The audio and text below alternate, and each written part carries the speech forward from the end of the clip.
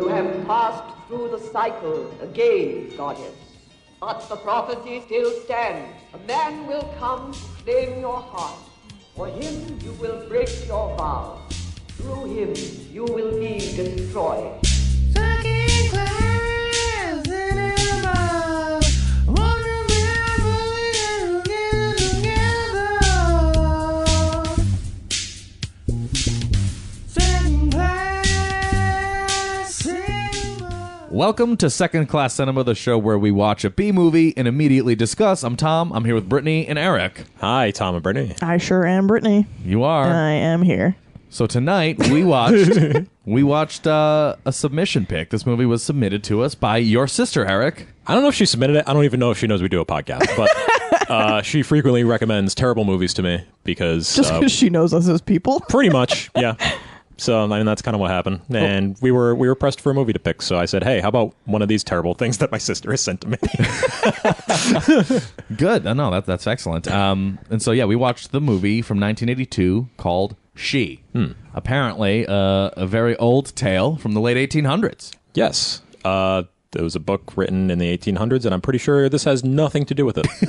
Bastardized in 1982. So, why did we watch this? Because my sister recommended it, and Star Odyssey was not good, so we watched this instead. That's right. That's very true. In a poor attempt to be relevant, we tried to watch the Italian version of Star Wars, and it just didn't work out too well. Oh, it was so boring.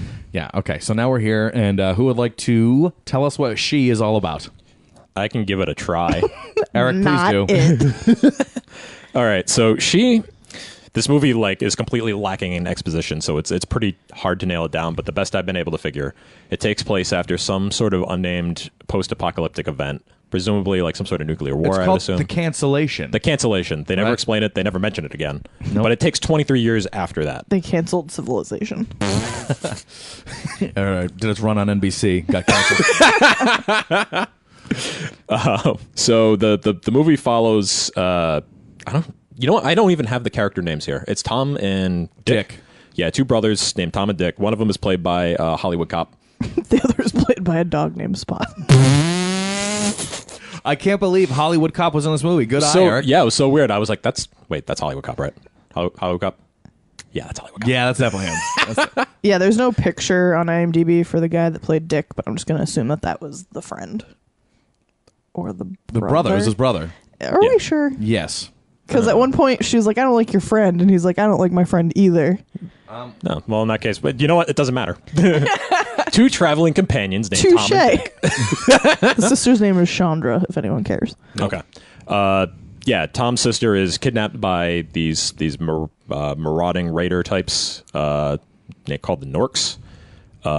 And basically the rest of the movie is Tom and Dick bumbling into different weird settlements in an attempt to find her and rescue her. Along the way, they run into a woman but she's just called She. She's like the goddess of this place called Erik.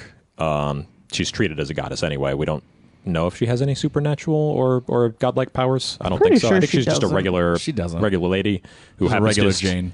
Just happens to be like a good swords person. Yeah, she's skilled. She's skilled. She's She's fought her way to the top of her society. That's what I didn't understand. One of the things I didn't understand, she's like revered as a goddess. Literally every other group of people had like supernatural powers. Yeah. And she was just a normal person. She just kicks ass, that's all. She does. She kicks ass. Yeah. And that's pretty much it. I mean, there's a lot of things that happen in this movie, but like to say that there's a real story is kind of pushing There's a it. lie.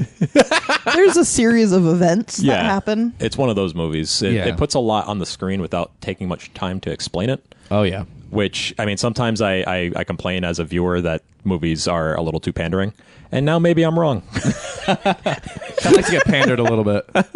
I need Exposition Jim to just sit down for a couple minutes, tell me what's going on. Yeah, that was my all. huge negative. If For I real. can blindly jump right into negatives. I would like just a real quick question. Real quick. This is 23 years after the cancellation. Mm-hmm.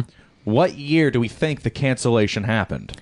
Well, we did have some graffiti along some of the walls in Newark Valley. We did. We also that said Nixon in 88. Yeah. So I'm wondering if that's something that we're just led to believe maybe Nixon was elected in 88 and he dropped the bomb. Maybe there's something along those lines. I don't know. Yeah, true. I mean, there's a good really point. no way to tell if it was just tomfoolery or an actual fact. Because there was like cornflakes in the beginning, like boxes of cornflakes, but then everyone was dressed like they were in Conan the Barbarian. Yeah. But then there were also robots. and samurai, And those samurai, and knights. and centurions. Yeah. Frankenstein. A Pirates, Frankenstein robot, pirates. Nazi football players, Mutants. Yeah. Linebackers in tutus. Dr. Doolittle. guy Sanders. in a crazy suit. Yeah. Oh, that guy in Crazy Suit. He's my favorite. Yeah, he had Rainbow like suit. like a cubist suit.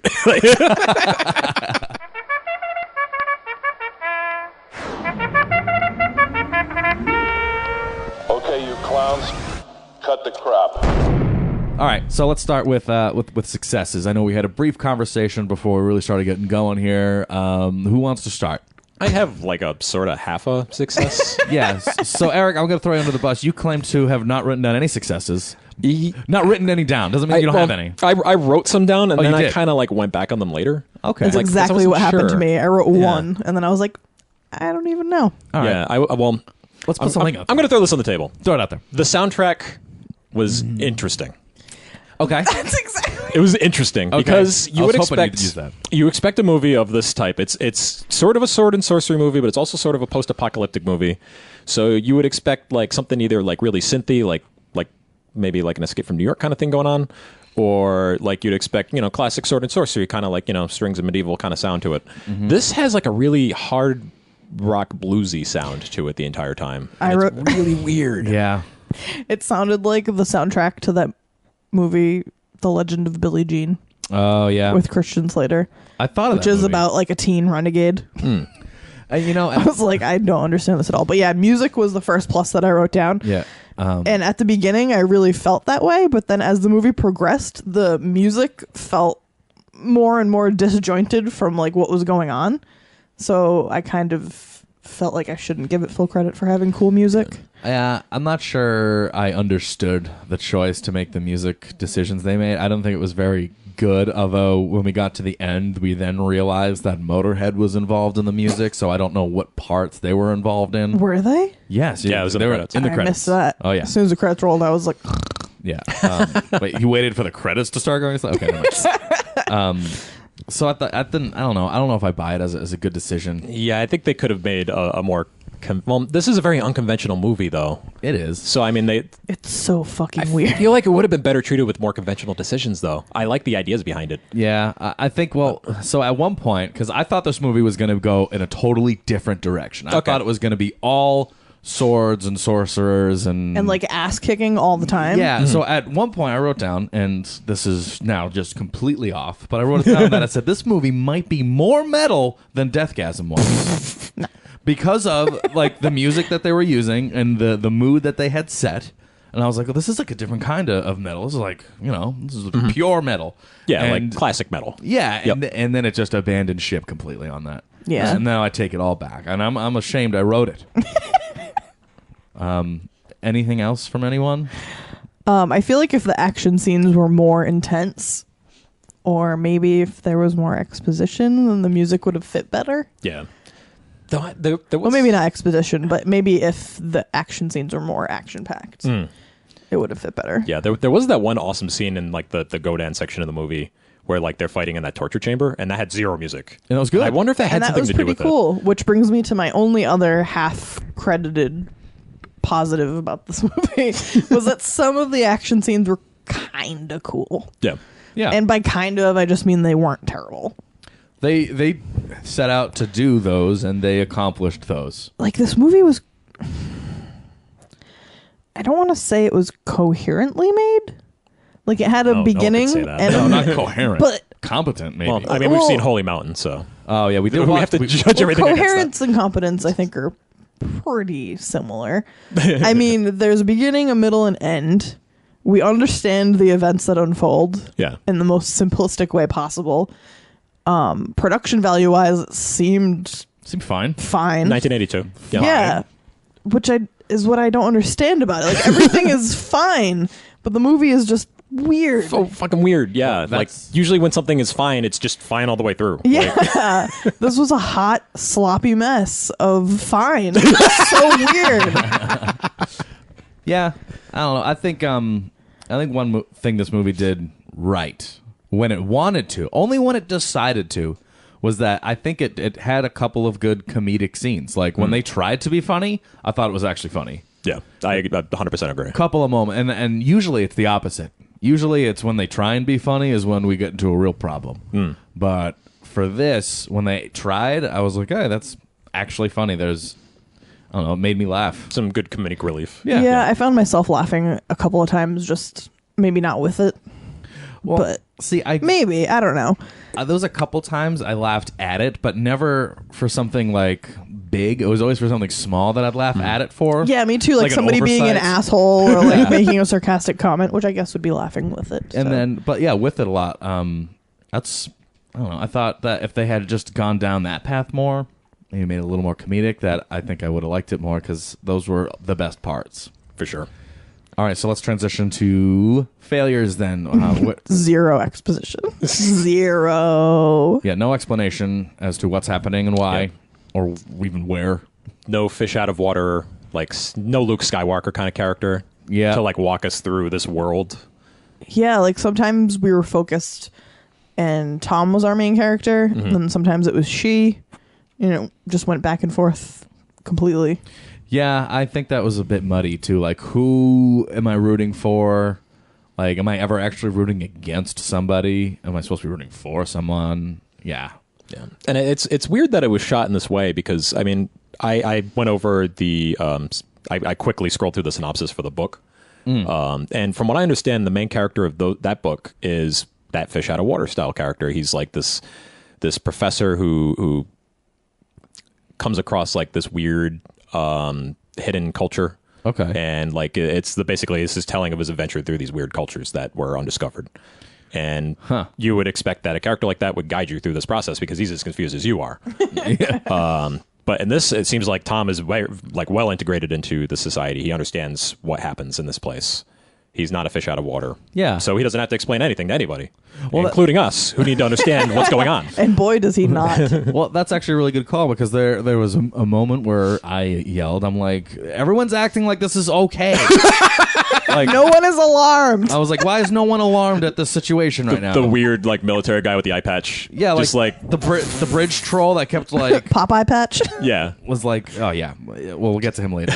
He's a favorite part for me. Absolutely, 100%. But yeah, I thought it was funny that you said usually we complain that there's too much exposition and movies like take you by the hand and like lead you everywhere.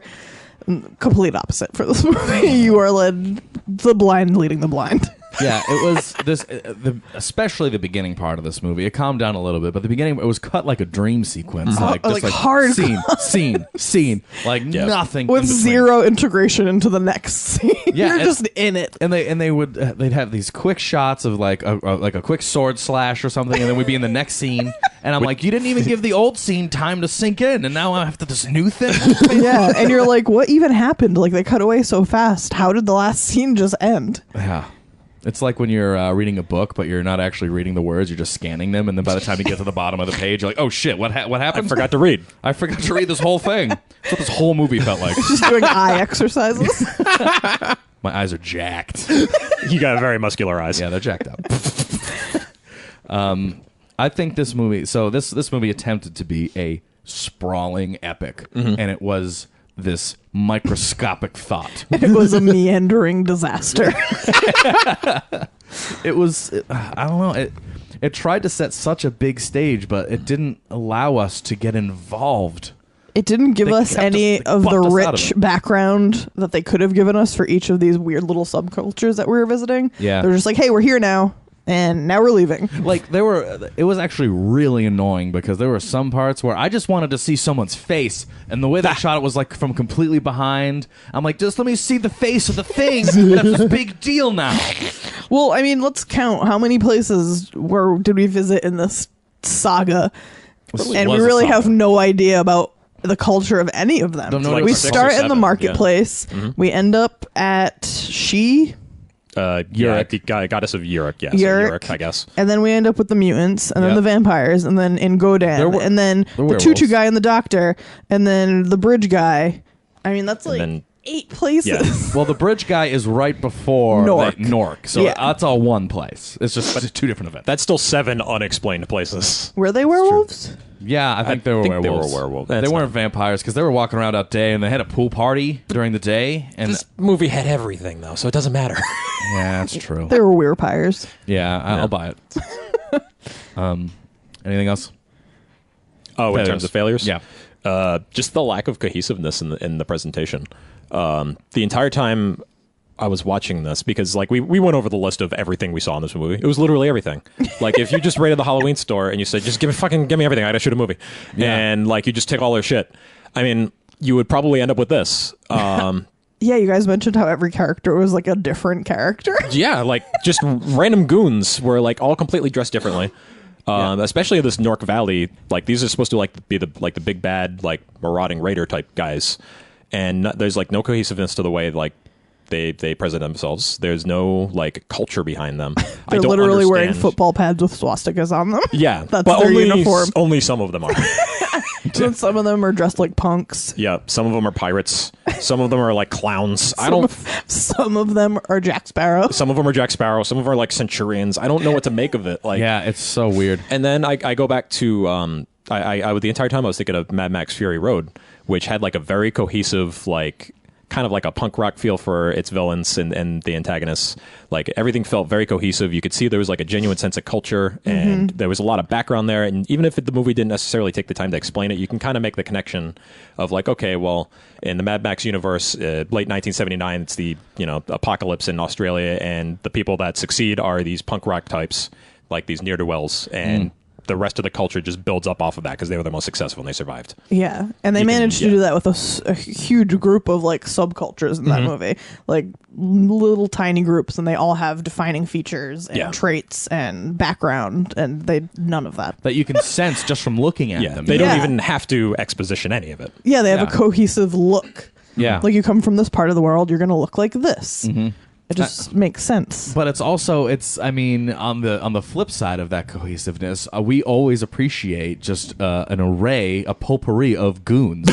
Also true. Like true. So like in Revenge of the Ninja, which we watched just recently, they had great goons, but like you could I don't know, I'm sure if you could tell it was cohesive, but there was like an individualism there with them that didn't exist here. It just seemed like they're just throw them in the motorcycle helmet. Also, the groups here were a lot larger. So it's really hard to zero in on anything to appreciate because the groups were vast and completely different. Every person.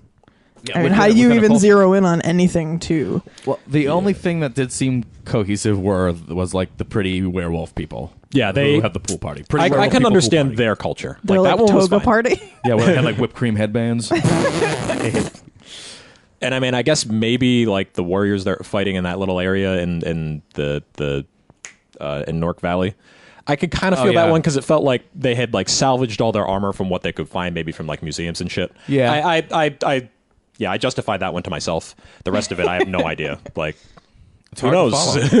Yeah, no, it was hard. I can try to fill in gaps when I want to. Yeah. And this movie made it very difficult for me to be like, okay, that's why they did that. That's why they... No, why is that guy dressed like that? Yeah. Why is there a Frankenstein robot? I like filling in gaps because that makes the movie mine. But that's why it's very frustrating when we get, brought along side by side. Like, here's this. Yeah. But that's just the balance was missing. Right. That's why I really enjoyed Fury Road. I could just, I could just fill in gaps all day in that movie and make it my own experience. Anything else before we move on to favorite parts? Anything else we want to call out? I think I've about said everything I need to say. Yeah. I mean, that's really the bulk of the discussion I had sensed coming for this movie. Yeah. Is just like, it's not terrible, but it's not great, and this is the reason why. Like, it bothers me that the movie is called She, and she's barely a part of it. Yeah. Nor does she have any exceptional powers or abilities. Yeah, I don't... Her wardrobe sucks. She wears like a nightgown. Yeah. I don't know. I kind of liked her. I mean, I didn't... I thought she was probably the best part of this movie. I'm actually hard pressed to even remember like her dialogue or her presence in a lot of the movie. Even though I remember her being cool, like she kicks ass. But, Yeah. She said she wouldn't bow to anyone. That was pretty cool. yeah. Yeah, I mean, that makes sense. I mean, you know what I kind of just realized is this movie was not just a series of them walking through all these different cultures. It was them constantly being captured and enslaved. It really was. Escaping. Like, Yeah. that's all it was. Like, that's the conflict. We were just captured. Okay, solution, let's escape. Okay, next time. Okay. I know that Next first place. Okay, lady we're who captured. captured Tom and Dick. I hated her so much. So much. Like, she's like, hey, I'm going to invite you into my house, and then I'm going to poison you and sell you into slavery. Well, yeah. I was like, you are awful. She is awful. Listen, you have to do what you do. That's 23 years after the cancellation. That's why I made it all that sweeter when she got punched in the face, Oh, yeah. which is one of my favorite parts. That's it. Well, that's a great segue. Let's get right down to it.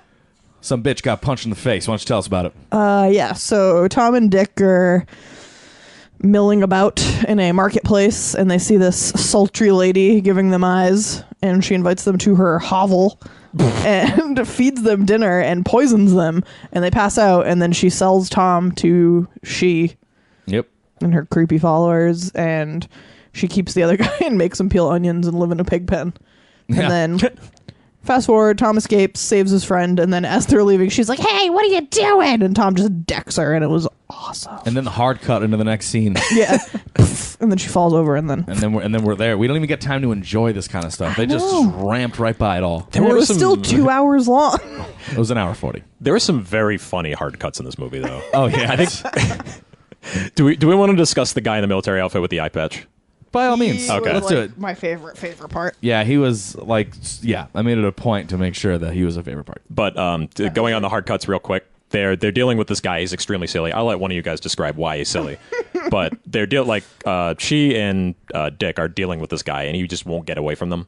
So like after about like 10 seconds of them dealing with him, it's a hard cut to them walking past him. There's no reason for it to be a hard cut. Zero reason. Like, it literally would have taken like 2 seconds to walk over there and just film it. But I know. it was just a hard cut of him following these two while they walk away from him. Like they could have had them like exit frame in the other shot, Yeah. or even taken the shot they cut to a little further back. But I mean, what are they trying to shave There's off? no like room for competence Who in here. knows? 8 seconds. I off thought of the film? hard cut was really funny, though. It was. They had teleported through time. Like, Yeah. it was great. That guy was very like Monty Python. Oh He yeah. he looked like Popeye, but his suit had like rawhide fringe, and he had like an eye patch, and he was like telling riddles and doing impressions and just doing like who's on first, like that type of thing. Yeah, like Abbott Costello. but- Only he was saying Zoltan. Yeah, that was his name. Was it? It was. Zoltan on first and Zoltan on second. And third. And that makes no sense until he gets his arm cut off and then replicates into a second Zoltan. Yeah, this is the guy. And now I who's- get it. This is the bridge troll. This is the guy who's blocking the bridge to Nork, and he is very charismatic, He was very funny. and he was fantastic. His job is to just trip people and wax poetic and sing songs.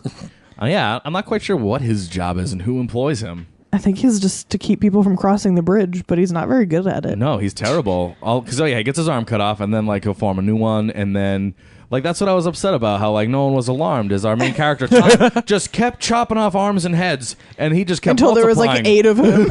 And then, And then where did they go? I don't know. You know what I thought? You know what I thought? So as he was sitting there, I'm like, did he bury those other guys alive? Did one of these guys like smarten up and go, well, I mean, I got to be the one, right? So then he buries the other 7, and then he's just waiting at the bridge again. So there's all these guys just waiting. Yeah, around. because when she and Dick show up, There's just one of them. there's again. just one again. Yeah, and we don't see where Tom went. Can he like morph back into one? I don't know. So many questions. I don't buy that. We need the source material. Whoa. Any other favorite parts? No, that's about it. Uh, This movie was a mess. there is a scene where when she is fighting through the cycle to prove herself as a goddess again. She goes into like this little warehouse area with a sword, and there are these giant boxes that say military hardware on them, and they just keep bursting open with knights, which I think is great. It was so video game esque. The entire movie feels video game esque. Yeah, it really does. I didn't get the point of that. That was, I think, to maintain her goddesshood. Yeah, that was. And then she goes and bathes in that weird Bath. underground jacuzzi tub. I kind So of weird. I don't remember the tub. You don't? No. You don't? She like took her clothes off and got in. Oh. Yeah. Oh, that part. Oh, that the part part. where she was nude. Oh, yeah. So I saw no breast slenders in this movie. You missed a lot of side boob slenders. I saw one side boob slender. But, so... Can we explain what the fuck we're talking about? Yeah, I know. That's what I'm going to do. So typically we refer to these sword and stone movies as breast slender movies because they wear leather straps across their breasts and it just shows off a little slender of a the sliver. breast. Just a sliver of Sliver of a breast. slender. And that's why they're called breast slenders, and that's why we call these breast slender movies. I thought it was going to be more. Yeah, when did we coin that term? It was Deathstalker, right? It was during Deathstalker. Yeah. Yeah. Which came out like a year after this. Those are some slenders. Yeah, they knew what they were doing in Deathstalker.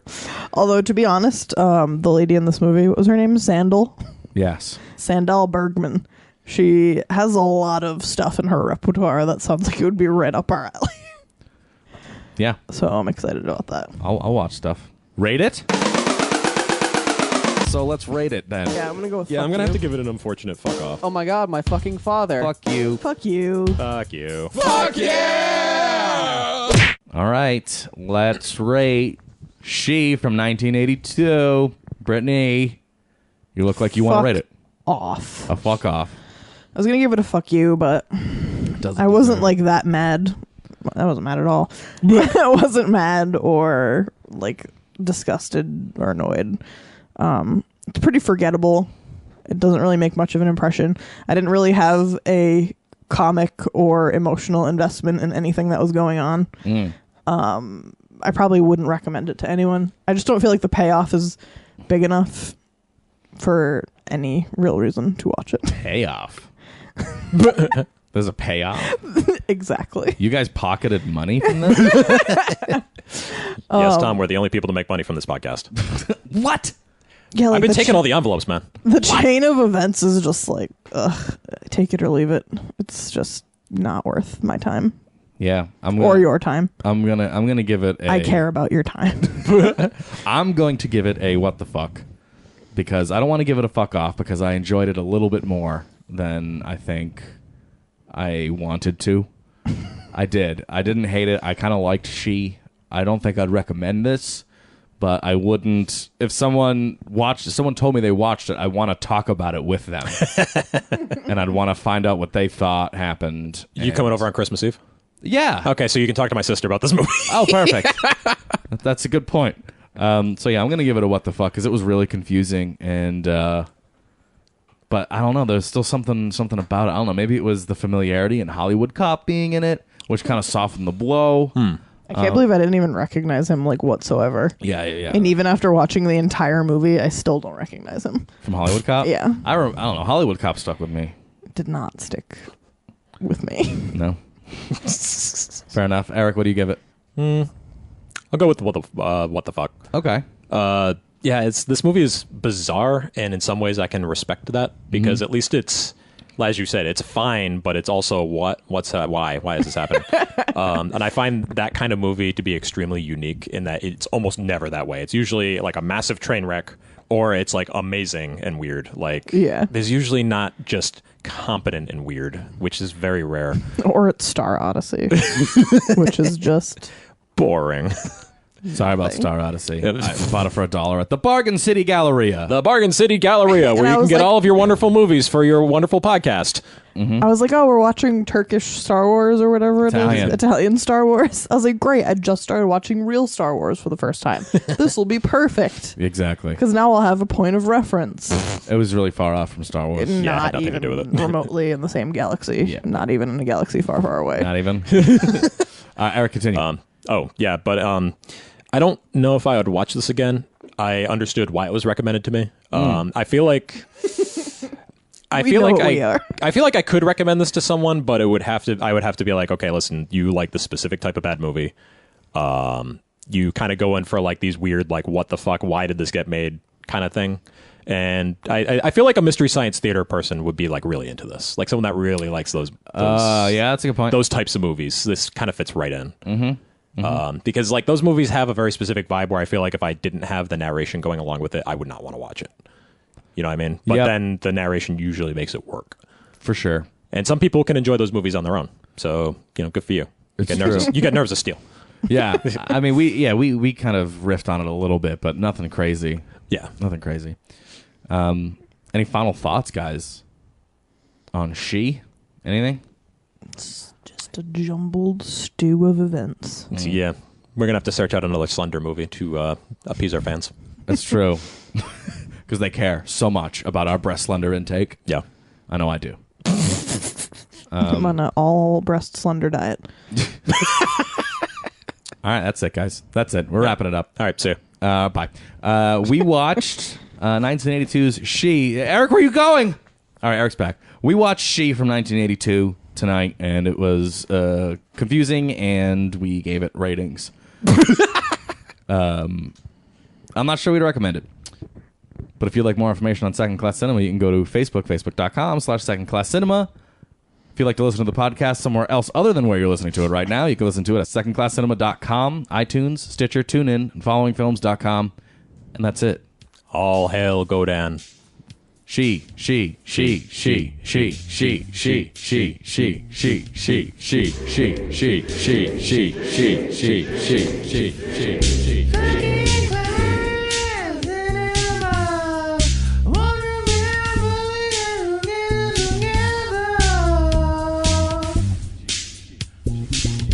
Second class. She. No!